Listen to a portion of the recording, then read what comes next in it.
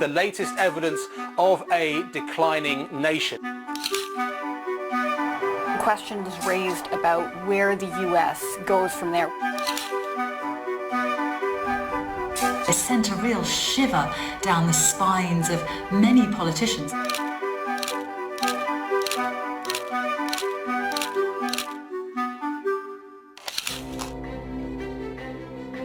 It was not just the story of the day, but the story over a few days is really Canadians tried to make sense of what was happening to the United States, which is not just our closest neighbor, but probably our closest ally. Perhaps in part because of this country's history, many Germans were just horrified by what they saw, and that was really reflected in the headlines at the time. Just looking at them, one newspaper described those scenes as sad and terrifying, caused by supporters of a delusional, voted out president. More than one publication describing the event as an attempted coup. Was it a big story? Well, it got the prominence that the here wanted it to get.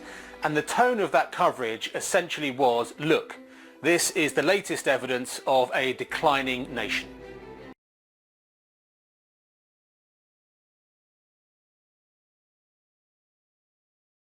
Certainly in Canada, a lot of questions in terms of whether what happened south of the border could happen here, if the same forces were present at the same level, whether it be populism or organizations like the Proud Boys.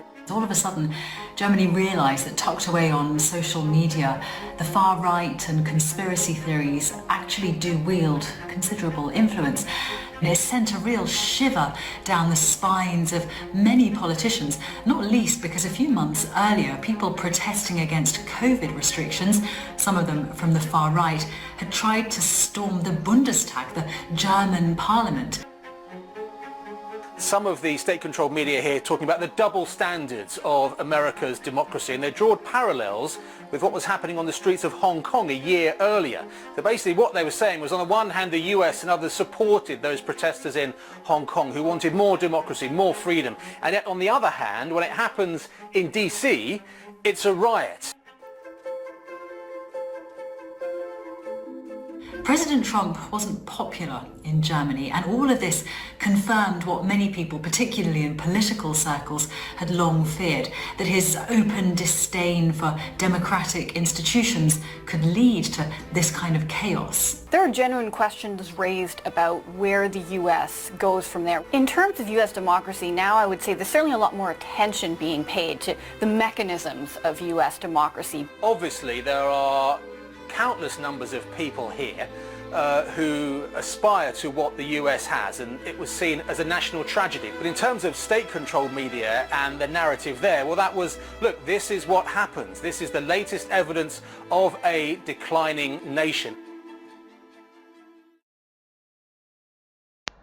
I'm surprised that the Justice Department is so slow. By now, all the conspirators, all the details known, should have been either shot, hung, or executed in any manner you want.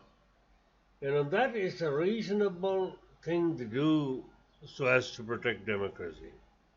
Justice must be quick enough. It must be firm and it must be quick enough. It should be disposed of. The problem was delaying it is, at one point in time, the other party will come to power.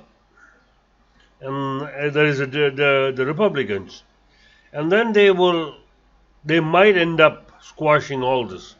I'm even fascinated how they can even come to power.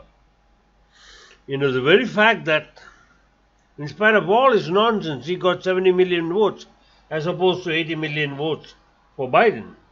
That's beside the point. So it is divided pretty much right smack right in the center. There are a lot of hardcore idiots in America, you know. With easily about 25% or more believers in white supremacy. They are very worried that, you know, the white race is becoming the minority. This is in the subconscious mind. Not everybody will show it, but some will.